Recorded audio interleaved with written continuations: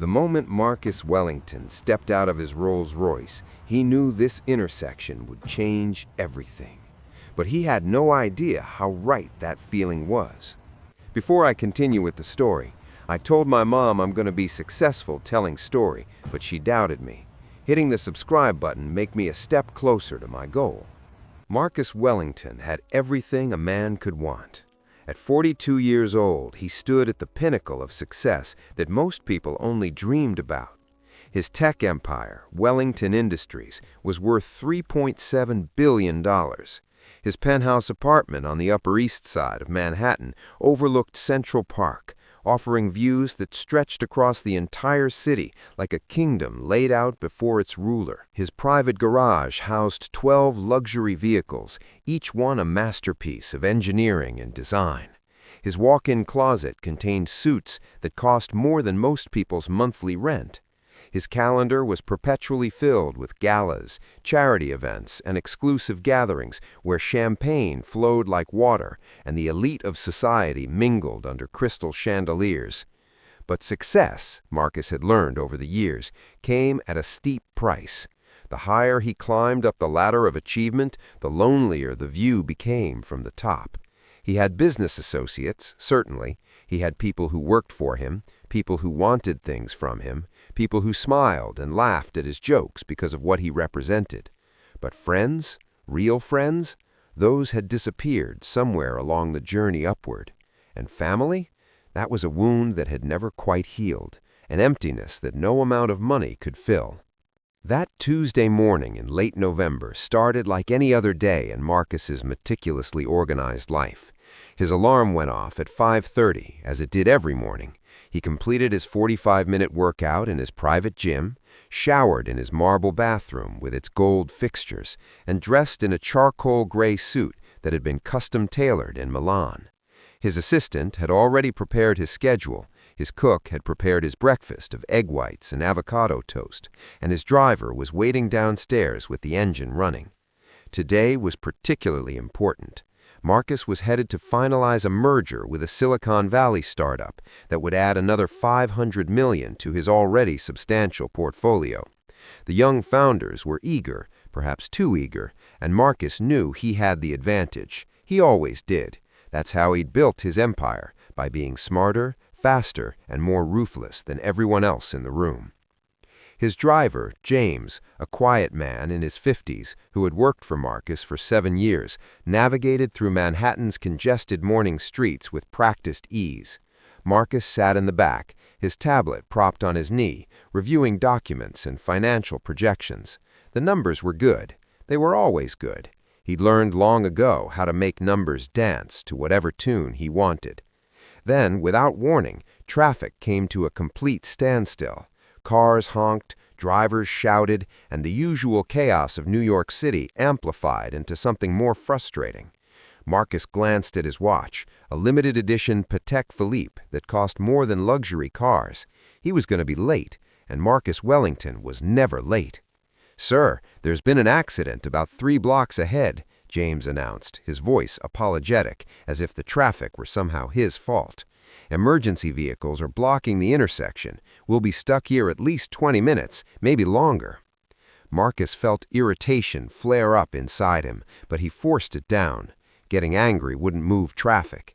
He looked out the window at the pedestrians moving freely along the sidewalks, unencumbered by the vehicular gridlock. The meeting location was only 3 blocks away. He could walk it in less time than they'd sit here waiting. "I'll walk," Marcus decided, already gathering his briefcase and coat. "Circle around and meet me at the office afterward." "Are you sure, sir? It's quite cold today," James said, concern evident in his voice. Marcus was already opening the door. "I'll be fine. I need to clear my head anyway." As he stepped onto the sidewalk, the November wind immediately cut through his tailored suit like a knife. He pulled his cashmere coat tighter around his shoulders and started walking briskly, his Italian leather shoes clicking against the cold pavement with each purposeful step. Other pedestrians hurried past, bundled in winter coats and scarves, their breath forming small clouds in the frigid air. Marcus kept his head down, focused on his destination, his mind already running through the talking points for his meeting. That's when he saw him. The man was sitting against a weathered brick wall, positioned between a closed storefront and a coffee shop where patrons lined up inside, warm and comfortable, completely oblivious to the person freezing just outside. The beggar was wrapped in a tattered blanket that might have once been blue, but was now an indeterminate shade of gray, stained with dirt and wear. His clothes were threadbare, layers of thin fabric that offered little protection against the biting cold. His hands were wrapped in dirty cloth, makeshift gloves against the freezing temperature. A cardboard sign rested against his legs, the writing on it faded and barely legible. But none of that was what made Marcus freeze in his tracks, his expensive shoes skidding slightly on the sidewalk as he came to an abrupt halt. It was the face. The beggar's face was weathered by hardship, lined with experiences Marcus could only imagine. His skin was rough, reddened by exposure to the elements. His hair was long and unkempt, falling in tangles around his shoulders. His beard was scraggly and uneven. But beneath all of that, beneath the grime and the wear and the evidence of a hard life lived on the streets, the features were unmistakable. The shape of his jaw, strong and square, the set of his eyes, deep set and intense, the angle of his cheekbones, the way his hair fell across his forehead, the curve of his mouth, even the small scar above his left eyebrow, identical to the one Marcus had gotten falling off a bicycle when he was 7 years old. It was like looking into a mirror, not a perfect mirror, not a reflection of who Marcus was now, but a reflection of who he might have become if his life had taken a completely different path. The resemblance was so striking, so impossible to ignore, that Marcus felt his heart begin to pound in his chest like a drum. The beggar looked up, their eyes met, and Marcus felt the world tilt slightly on its axis. The same shade of gray-green, like storm clouds over the ocean, the same intensity, the same depth. For a long moment, neither man moved. The city continued its chaos around them, people rushing past, cars honking in the distance, the wind howling between buildings. But for Marcus and this stranger, time seemed to slow to a crawl. "Spare some change, sir?" the beggar asked, his voice hoarse and rough, damaged perhaps by years of cold nights and harsh conditions. But there was something in the tone, something in the cadence that struck Marcus as familiar in a way he couldn't quite explain. It sent a shiver down his spine that had nothing to do with the cold. Marcus's hand moved automatically to his wallet, almost without conscious thought. His mind was reeling, trying to process what he was seeing, what it might mean. He pulled out all the cash he carried, not even bothering to count it. He knew it was roughly $800, money he'd withdrawn for some business lunch or another and then forgotten about. Money that meant almost nothing to him, a rounding error in his vast fortune. He handed it over without a word, his hand trembling slightly. The beggar's eyes widened in absolute shock as he took the bills, staring at them as if they might disappear if he looked away. "Thank you," he whispered, his voice cracking with emotion. "Oh my God, thank you so much. God bless you, sir. God bless you." Marcus should have walked away. He knew he should. He was already 15 minutes late for his meeting. His phone was buzzing in his pocket with increasingly urgent messages from his assistant. The young entrepreneurs waiting for him were probably getting nervous, wondering if the great Marcus Wellington was having second thoughts about their deal. Every rational part of his brain told him to move on, to continue with his day, to dismiss this strange encounter as mere coincidence. But something held him rooted to that spot, something deeper than logic, deeper than reason, an instinct, a pull, a feeling that this moment was important in a way that transcended business deals and financial mergers. "What's your name?" Marcus heard himself ask, his voice coming out rougher than he intended. The beggar looked up at him, confusion and wariness mixing in his expression. People usually didn't ask homeless people their names. They either ignored them completely or dropped some change and hurried away, eager to escape the uncomfortable reminder of how precarious life could be. "Daniel," he said after a moment's hesitation. "Daniel Reed." "How long have you been on the streets, Daniel?" Marcus asked, crouching down so they were at eye level. Up close, the resemblance was even more pronounced. It was uncanny, impossible, and yet undeniable. Daniel's eyes flickered with something that might have been shame, or perhaps just exhaustion. 3 years, he said quietly. Lost my job during the pandemic. Lost my apartment shortly after. Couldn't find work. Couldn't catch a break. Everything just spiraled, you know? And once you're down here, it's so hard to climb back up. People look right through you. You become invisible. His voice carried the weight of someone who had fought and lost, someone who had tried to maintain hope, but had watched it slowly drain away with each passing day on the cold streets. Marcus recognized something in that voice, something he'd never expected to hear. It was the sound of someone who hadn't given up entirely, who was still fighting, even though the fight seemed hopeless. "But I'm trying," Daniel continued, a spark of defiance entering his tone. "I'm really trying. I go to the shelter when there's space. I've been looking for day labor jobs. I'm not just sitting here waiting for handouts. This money, what you just gave me, this could help me get cleaned up, maybe get some proper clothes for job interviews. This could be a real chance." Marcus felt something stir in his chest, an emotion he hadn't experienced in years. When was the last time he'd felt genuine empathy? When was the last time another person's struggle had moved him to anything beyond writing a tax-deductible check to some charity whose work he'd never actually witnessed? "Daniel," Marcus said slowly, his mind racing with a possibility so outlandish he almost dismissed it, but he couldn't, not with that face staring back at him. "This might sound like a strange question, but were you adopted?" Daniel's expression shifted immediately from confusion to something deeper, more complex. His eyes widened and his mouth opened slightly in surprise. "Yeah," he said, his voice barely above a whisper. "Yeah, I was. How did you know that? How could you possibly know that?" Marcus felt his heart hammering now, so hard he thought Daniel might be able to hear it. "So was I," he said, and even to his own ears his voice sounded shaky, uncertain in a way Marcus Wellington never sounded.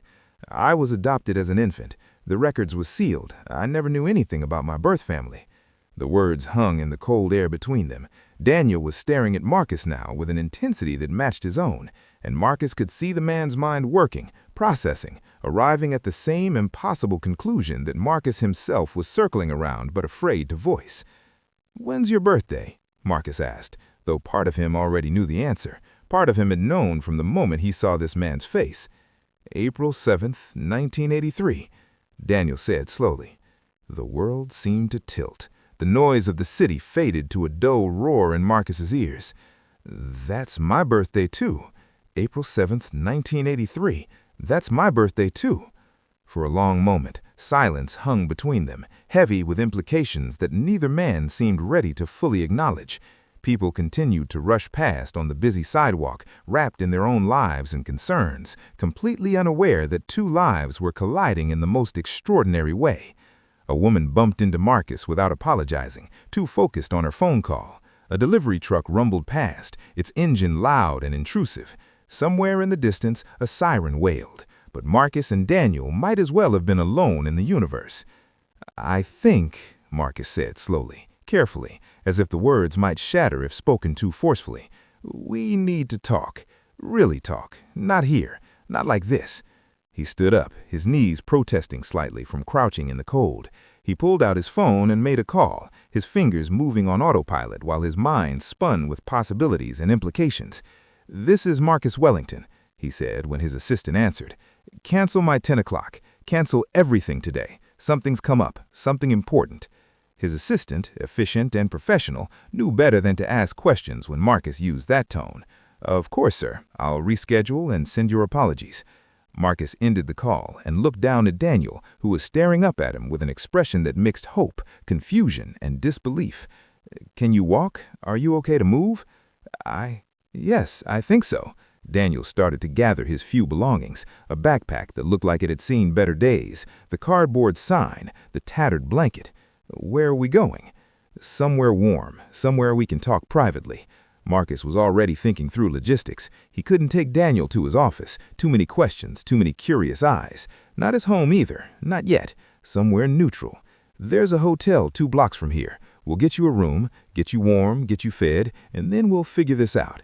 They walked together through the Manhattan streets, an odd pair that drew curious glances from passers-by, the billionaire in his expensive suit and the homeless man with his worldly possessions in a backpack.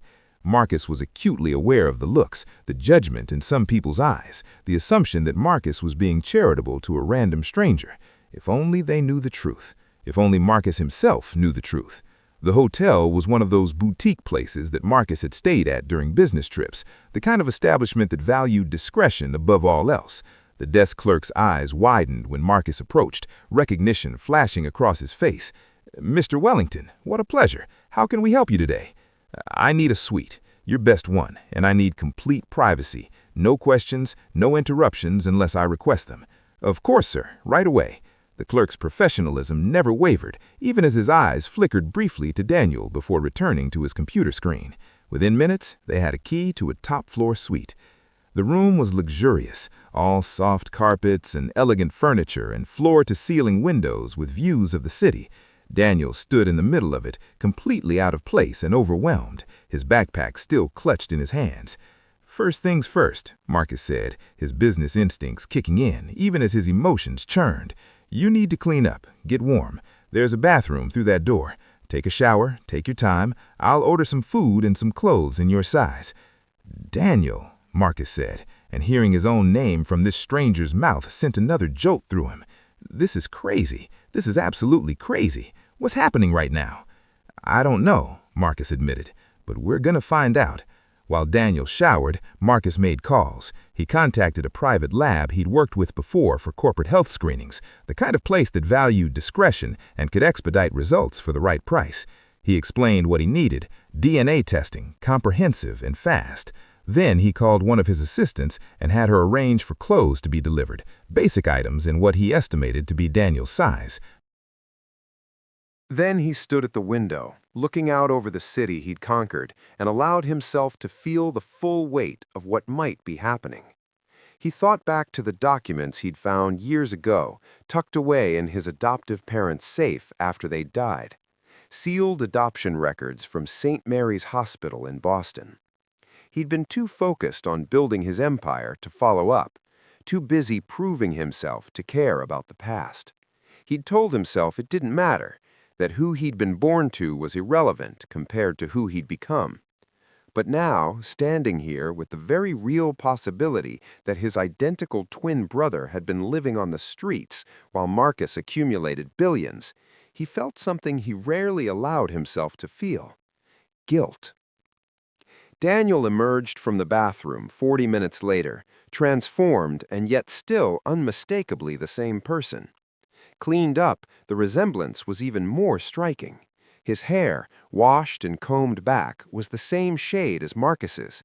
His features, no longer hidden behind grime and an unkempt beard, could have been Marcus's own reflection. The clothes that had been delivered fit reasonably well: jeans and a sweater, simple but clean. They sat across from each other at the suite's dining table, where Marcus had ordered enough food for several people. He didn't know what Daniel liked, didn't know his preferences, so he'd ordered variety. Daniel ate slowly at first, almost carefully, as if afraid the food might disappear. Then, as if unable to help himself, he ate faster, the hunger of someone who'd gone without for too long taking over. Marcus waited, patient in a way he rarely was. He sipped coffee and watched this man who might be his brother, this stranger who wore his face, and tried to process the impossible situation he found himself in. Finally, Daniel pushed his plate away and looked at Marcus directly. "Okay," he said. "I'm ready to talk. Tell me your story, everything, from the beginning." Daniel took a deep breath, gathering his thoughts. "I was adopted when I was 3 days old," he began. "My parents, the Reeds, they were good people, working-class folks from Boston. My dad was a mechanic, my mom was a nurse. They couldn't have children of their own, so they adopted me. They never hid it from me. I always knew I was adopted." He paused, his eyes distant with memory. "They loved me. I want you to know that. They gave me everything they could. It wasn't a lot. We didn't have much money, but I never doubted that I was loved. My dad taught me how to fix cars. My mom taught me how to be kind. They were good people." "Were?" asked Marcus softly. Daniel's expression clouded with pain. "Car accident, 12 years ago. A drunk driver ran a red light and hit them head on. They both died instantly. I was 30 years old, and suddenly I was completely alone in the world." "I'm sorry," Marcus said, and he meant it. "After they died, I kind of fell apart," Daniel continued, his voice thick with emotion. "I'd been working as an automotive technician, had a decent job, a small apartment, but I spiraled into depression, started drinking too much, stopped showing up for work consistently, lost my job, burned through what little savings I had. Then I lost my apartment." He rubbed his face with his hands as if trying to physically push away the memories. "I tried to get back on my feet, got another job, but I couldn't keep it together. The depression was crushing me. I should have gotten help, I know that now, but I was too proud, too stupid. I thought I could handle it on my own. Then the pandemic hit, and whatever tenuous grip I had on stability just completely fell apart." "How did you end up on the streets?" asked Marcus. "It wasn't sudden, it was gradual, you know? First, I was couch surfing with friends, but that can only last so long. Then I was staying at cheap motels when I could scrape together enough money. Then I was sleeping in my car until it got repossessed. And then one day I woke up and realized I was homeless. Just like that. 3 years ago now." Daniel's voice was steady, but Marcus could hear the pain underneath, the shame and the struggle. "I've been trying to get back up, I really have, but it's so hard. Once you're homeless, everything becomes 10 times harder. You can't get a job without an address. You can't get an address without money for rent. You can't get money without a job. It's a cycle that just keeps spinning." Marcus listened, absorbing every word. His own story began forming in his mind, the parallels and the divergences. "My turn," he said. "I was also adopted at 3 days old, but my experience was very different. My adoptive parents were Richard and Patricia Wellington, old money from Connecticut. Richard had made a fortune in real estate. Patricia came from a banking dynasty. They adopted me because they couldn't have biological children, but I think also because it was fashionable in their circles at the time." He spoke without emotion, reciting facts. "They raised me with every advantage, private schools, tutors, summer camps in Europe, but there wasn't much warmth. Richard saw me as his legacy, someone to mold into his image. Patricia was distant, more concerned with her social status than with being a mother. I learned early that love was conditional on achievement." "That sounds lonely," Daniel observed. "It was," Marcus admitted, "but it made me strong, or at least that's what I told myself. I excelled at everything, top of my class, captain of the debate team, accepted to Harvard. I got my MBA from Wharton, worked at several top firms, then started my own company 15 years ago. Everything I touched turned to gold. Wellington Industries became a powerhouse. I became a billionaire by the time I was 35. And your parents? They died 7 years ago. Plane crash. They were flying to their vacation home in the Bahamas. I inherited everything, though by that point my own fortune exceeded theirs." Marcus paused. "After they died, I found the adoption papers. I learned I'd been born at St. Mary's Hospital in Boston. The records were sealed, but I could have pursued it. I had the money and resources to unseal them. I just never did." "Why not?" Daniel asked. Marcus was quiet for a moment, considering the question. I told myself I was too busy, that it didn't matter, that who I'd been born to was irrelevant to who I'd become. But honestly, I think I was afraid. Afraid of what I might find. Afraid of what it might change. They sat in silence for a while, two men from the same beginning who'd walked entirely different paths. Outside the window, the city continued its relentless pace, millions of people living their lives, unaware of the extraordinary conversation happening in this hotel suite. "When can we get the DNA test done?" Daniel asked. "I have someone coming tomorrow morning." "But Daniel," Marcus leaned forward, his eyes locked on the other man's, "I already know what it's going to say. Looking at you is like looking in a mirror. We're brothers, twins. I don't need a test to tell me that." "I know," Daniel whispered. "I feel it too. It's like something inside me recognized you the moment our eyes met, like a part of me that's been missing my whole life suddenly clicked into place." Marcus felt tears prick at his eyes, something that hadn't happened in longer than he could remember. "I always felt incomplete. Even with all my success, all my money, I always felt like something was missing.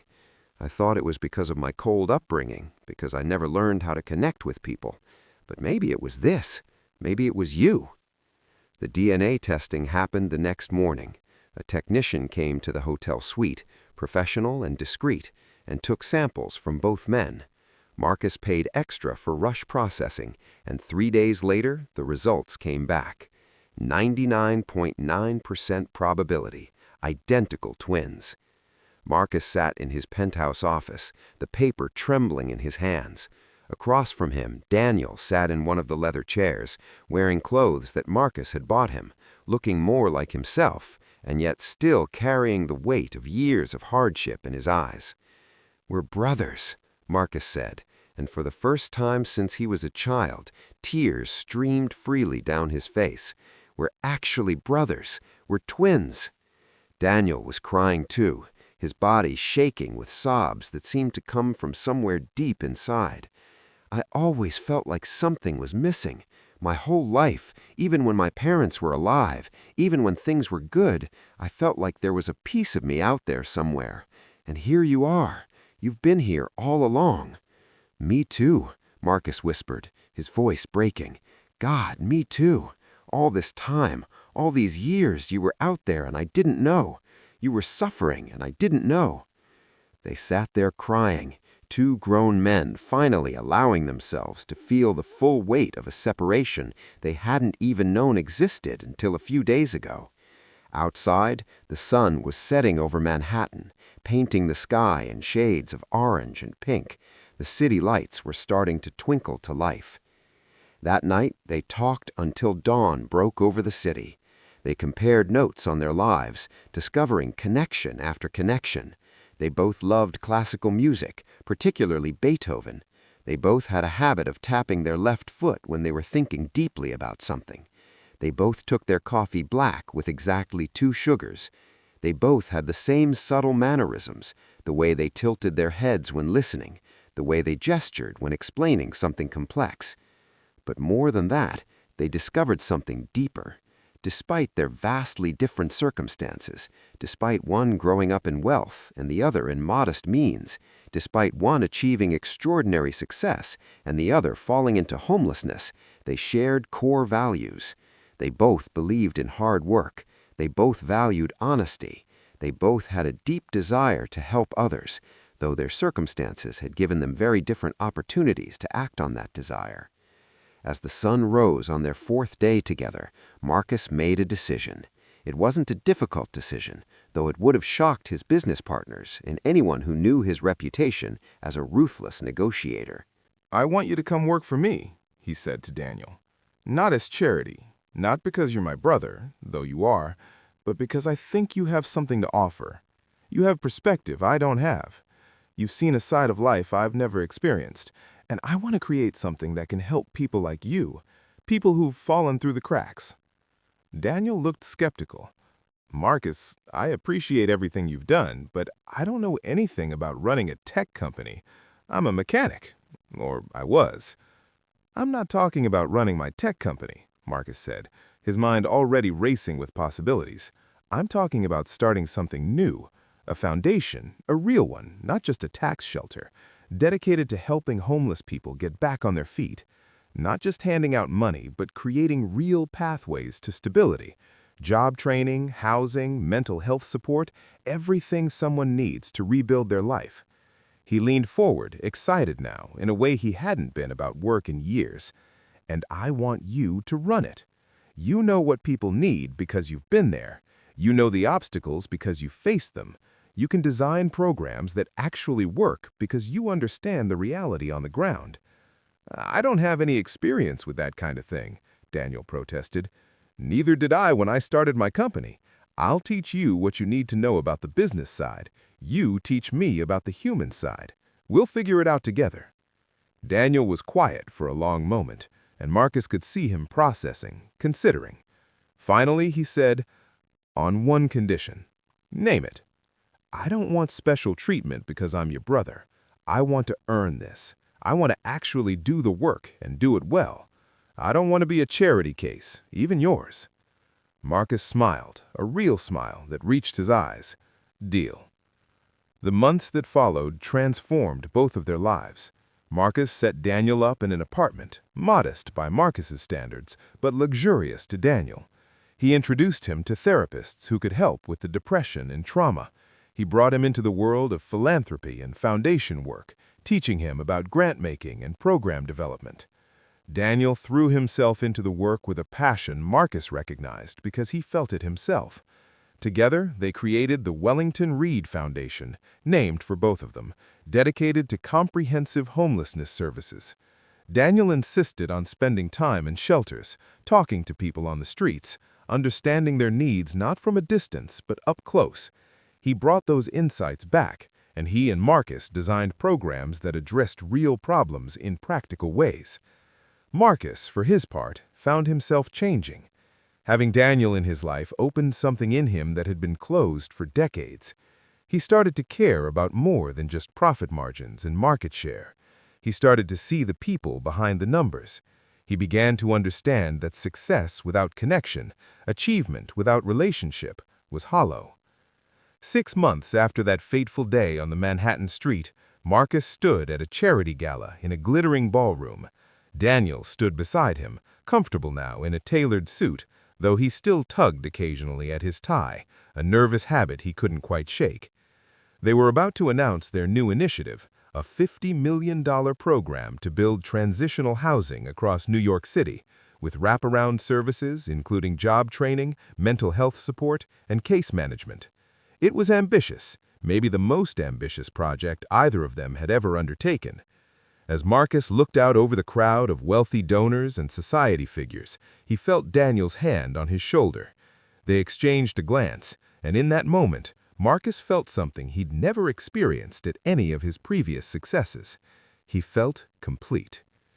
You know, Daniel said quietly, just before they were called to the stage, if you hadn't stopped that day, if you just kept walking to your meeting. But I didn't, Marcus interrupted, his voice firm. Maybe some things are meant to be. Maybe despite everything that separated us, despite 42 years of living different lives, we were always supposed to find each other.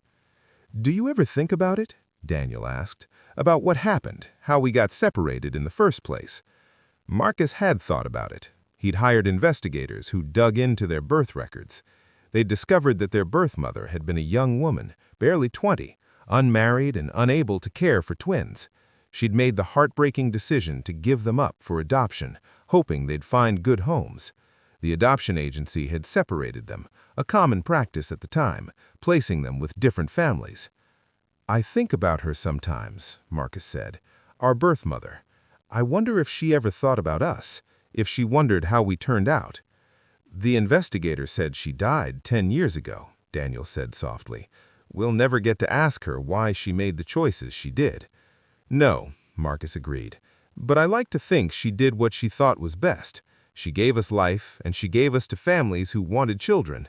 It just so happened that those families were very different. They walked onto the stage together to thunderous applause.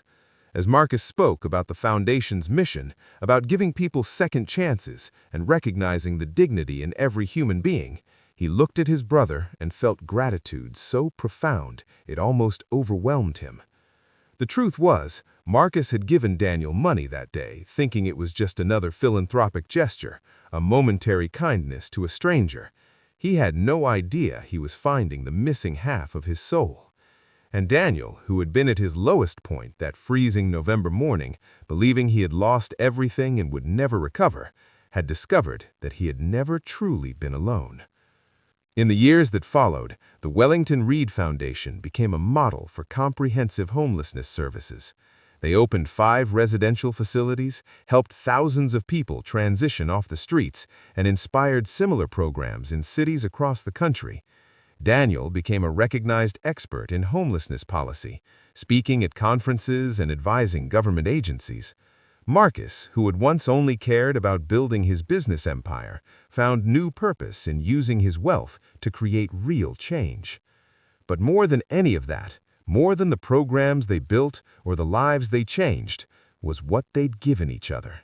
Marcus taught Daniel about the business world, about strategic thinking and resource management. Daniel taught Marcus about empathy, about seeing the humanity in everyone, about the difference between charity and justice. They had dinner together every Sunday, a tradition they started in those first weeks and never broke. Sometimes they talked about work.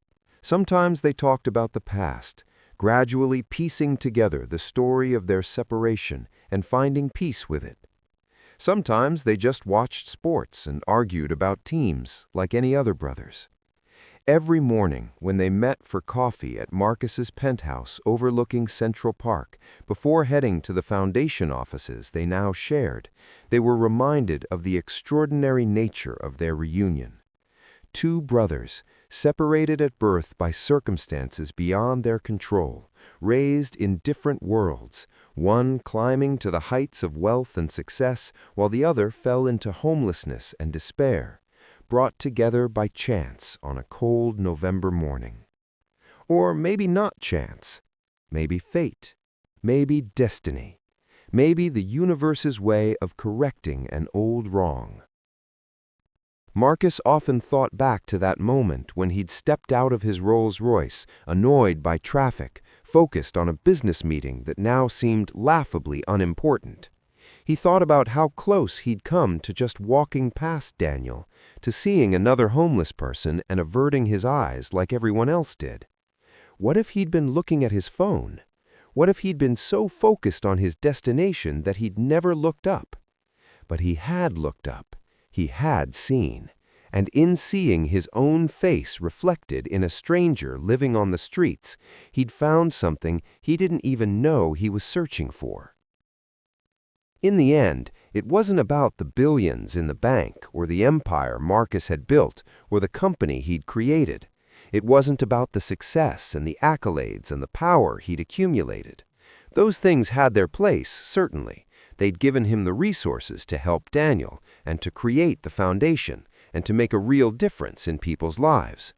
But the real treasure, the real fortune, was sitting across from him every morning over coffee, sharing stories and laughter and comfortable silence. It was having someone who understood him on a level no one else ever could, someone who shared his DNA and increasingly shared his purpose. It was having family, real family, not bound by obligation or circumstance, but by genuine love and mutual respect. Sometimes the greatest wealth can't be counted in dollars. Sometimes the most valuable things in life come to us disguised as encounters we almost miss, as strangers on cold street corners, as chances we almost don't take. And every day, as Marcus and Daniel worked together to help others find their way back from the edge, they were living proof that it's never too late for redemption, never too late for reunion, never too late to find the missing piece of your heart that you didn't even know was lost. The billionaire had given the beggar money that day, but in return, the beggar had given the billionaire something far more valuable: purpose, connection, family, home. And that, Marcus knew, was worth more than all the money in the world. If you enjoyed the story, don't hesitate to show you support and comment where you're watching from. See you in the next.